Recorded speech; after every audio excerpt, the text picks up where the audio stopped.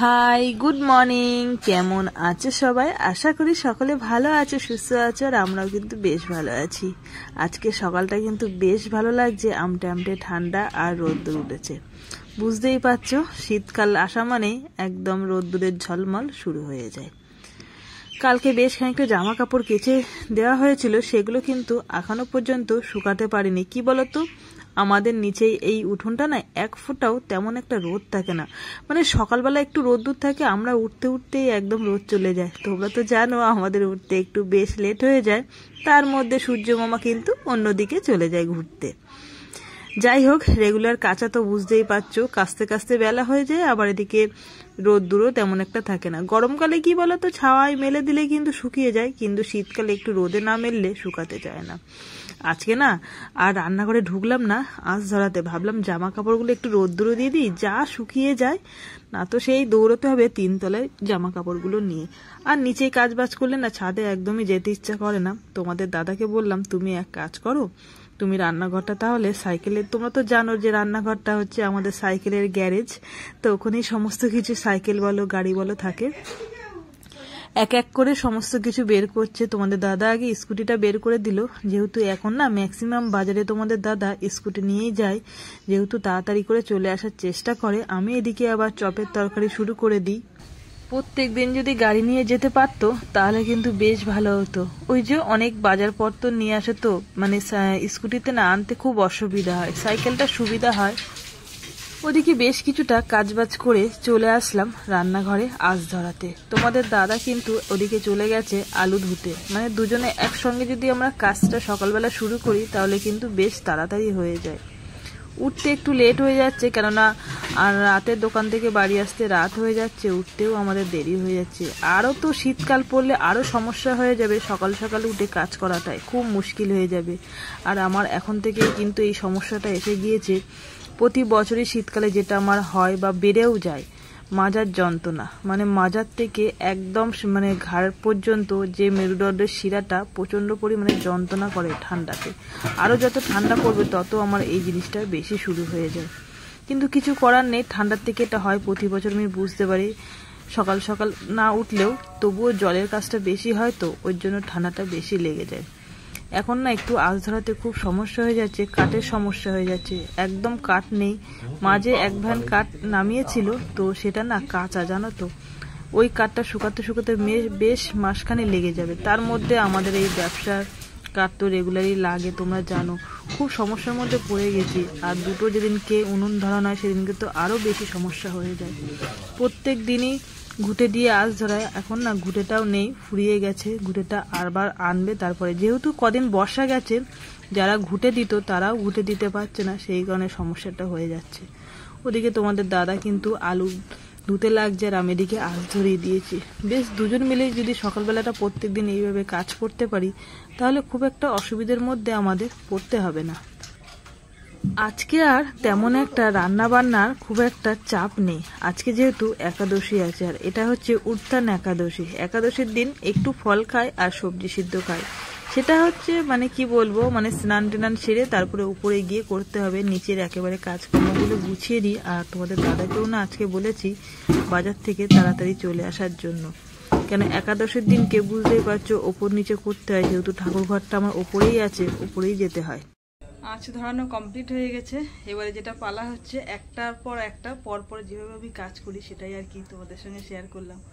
ঘর বাড়ি পরিষ্কার করে জামা কাপড় রোদ্দুরে দিয়ে, আজকে উঠোনটা বাবাই ঝাড় দিয়েছে। মানে বাবা সকালবেলা উঠে, বাবার একটা শখ জানো তো, মানে একটু পরিষ্কার ঝাটপাট দেওয়া। তো সেটা বাবার মাঝে মধ্যে করে, আমরা বারণ করি তাও বাবা শোনে না। বাবার ওটা একটা অভ্যাস বলতে পারো। যাই হোক, প্রতিদিন দেয় না, যেদিনকে মন ভালো থাকে সেদিনকে দেয়, মন ভালো না থাকলে, শরীর ভালো না থাকলে সেদিনকে দেয় না, আমিই দেই। তো যাই হোক, রান্নাঘরে আসলাম পরিষ্কার করে। ওদিকে দেখো আঁচ ধরিয়ে আলু বসিয়ে দিয়েছি। এখন পালা হচ্ছে মোচা কাটার। এই দেখো মোচা নিয়ে বসে পড়েছি, মোচা কাটবো। আগে এই বড় মোচাগুলো কাটবো, জানো তো, ছোট মোচাগুলো পরে কাটবো। যেহেতু এগুলো তোমাদের দাদা রবিবার দিনকে এনেছে, আর এই মোচাগুলো কালকে নিয়ে এসেছে।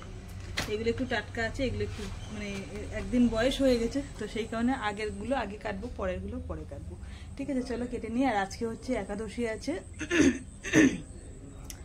আজকে হচ্ছে কি একাদশী, উত্থান একাদশী। উত্থান একাদশী আমরা তো বছরে 4টে করি, তো আজকে উত্থান একাদশী আছে। তো সকাল সকাল উঠে স্নান করার একটা ইচ্ছা আছে, যেহেতু এদিকে ব্যবসার কাজ করি তো হয়তো হয়ে উঠবে না, জানি না যে কতদূর হয়ে উঠবে। আজকে তো আর রান্না বান্না সেরকম চাপ নেই, ফল খাবো আর একটু সবজি সিদ্ধ খাবো, এটাই হচ্ছে আমরা খাই একাদশীতে। পড়ি আবার স্কুলে যাবে, ভাবছি মোচাটা এদিকে কেটে স্নান সেরে ওর জন্য একটু বানিয়ে দেবো খাবার, তারপরে বাদ বাকি কাজ বাজ করবো। ঠিক আছে, চলো। স্নান করে নিলাম, নিয়ে ঠাকুরের উপরে গেলাম। মায় আজকে সেবা দিয়েছে একাদশীর দিনকে, মা এমনি প্রত্যেক দিনই দেয়, আর একাদশী আজকে তো সকাল সকাল উঠে মা স্নান করে দিয়ে নিল। আর আজকে সকালে তেমন আর কিছু খাইনি, একেবারে কাজকর্ম গুছিয়ে রান্না বাড়া বলতে যেটা আমরা খাই সবজি সিদ্ধ সেটা করেছি। এই যে ওপর থেকে বানিয়ে নিয়ে আসলাম, এতে আছে হচ্ছে তোমার পেঁপে, আলু আর হচ্ছে বরবটি দিয়েছি আর কাঁচা লঙ্কা। এটা তো আর সবজি সিদ্ধ করেছি, আর মা প্রসাদ দিয়েছিল, মানে ঠাকুরকে দিয়েছিল সেই প্রসাদ, সাবু আর হচ্ছে আখের গুড়, আর এদিকে ফল টল আছে দিয়েছে। আর এখন ফলগুলো সমস্ত কিছু কাটবো, কেটে নিচেই খেয়ে নেবো। ওপরে নিচে না করতে ভীষণ অসুবিধা হয়। ব্যাপারটা হচ্ছে যে হয়তো এখন খেতে ইচ্ছা করছে না, ঢাকা দিয়ে রেখে দিলাম, না তো আবার উপরে যেতে হবে, আবার খেতে ইচ্ছা করলো আনতে হবে ওপর থেকে। এই ওপর নিচে করতে প্রচুর কষ্ট হয়, তো সেই কারণে ঘরেই নিয়ে আসলাম। মা আর বাবা উপরে খাচ্ছে আর আমরা নিচেই খাবো। পরি সকালবেলা এক তরফ খেয়ে গেছে, ওর জন্য আলাদা করে আলুর তরকারি বলতে ওটাও সিদ্ধ বানিয়ে দিয়েছিলাম, সেটা খেয়ে চলে গেছে স্কুলে। আবার স্কুল থেকে এসে আবার খাবে। ও তেমন একটা ফল ভালোবাসে না, কিন্তু কি করবে, একাদশীর দিনকে ফল ছাড়া আর কি খাবে। আমরা ফলই খাই, যেহেতু কষ্ট হয়ে যায় একটু পেটে থাকার জন্য ওই তরকারিটা বানিয়েছি, সবজি সিদ্ধটা। মা বলছিল ডালিয়া করলে হতো না, ডালিয়া করলে সবাই একসঙ্গে খেয়ে নিতাম। ডালিয়া আর খেতে ইচ্ছা করছে না, ভালো লাগছে না, ভাবলাম একটু আলুর তরকারি খাই ঝাল ঝাল করে, আর এদিকে ফল খেয়ে নেবো ব্যাস। আবার আজকে দোকান দিয়েছে, দোকানে বেরাবো, বুঝতেই পারছো দোকান দিলে প্রচুর চাপ থাকে, দোকানের কাজকর্ম করতে হয়, তো সেই কারণে কষ্ট হচ্ছে। সকাল থেকে কিছুই খাইনি, শুধু স্রেফ 1 গ্লাস জল খেয়েছি, এখনো পর্যন্ত কিছু খাইনি। আর এখন বাজে হচ্ছে 12টা বাজে। ঠিক আছে, তো চলো খাওয়া দাওয়া করি, তারপরে আবার আসবো তোমাদের সঙ্গে গল্প করতে। মুখ দিয়ে কথা বেরোচ্ছে না, পেটে জোর না থাকলে মুখে কথা বেরোবে কি করে বলো। তোমাদের দাদা স্নান করতে গেছে, সমস্ত ব্যবসার কাজকর্ম তরকারি সব কিছু করা কমপ্লিট। স্নান করে আসলে দুজনে খেয়ে একটু বিশ্রাম নেব, নিয়ে উঠে আবার কাজ করব। দোকানে যেতে হবে, তো 2 দিন দোকান বন্ধ দিলে, রবিবার বন্ধ থাকলো, সোমবার বন্ধ থাকলো, আর বন্ধ রাখলে হয় বলো। তো সেই কারণে আর আজকে আর বন্ধ রাখিনি। ঠিক আছে, চলো আমি ফলগুলো কাটতে লাগি, না তো তোমাদের দাদা এসে বলবে এখনো পর্যন্ত কাটো নেই, কি করছিলে। ঠিক আছে, চলো। এইমাত্র সমস্ত কাজকর্ম গোছানো কমপ্লিট হয়ে গেছে দোকানের। আর দুপুরবেলা তো বুঝতেই পারছো, খাওয়া দাওয়া তোমাদের সঙ্গে শেয়ার করলাম একাদশী।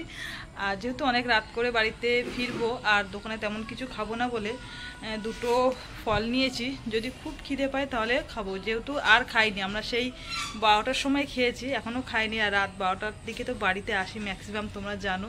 তার মধ্যে যদি খিদে পায় তো সেই কারণে 2টো ফল নিয়েছি আর 1 বোতল জল নিয়েছি খাওয়ার জন্য।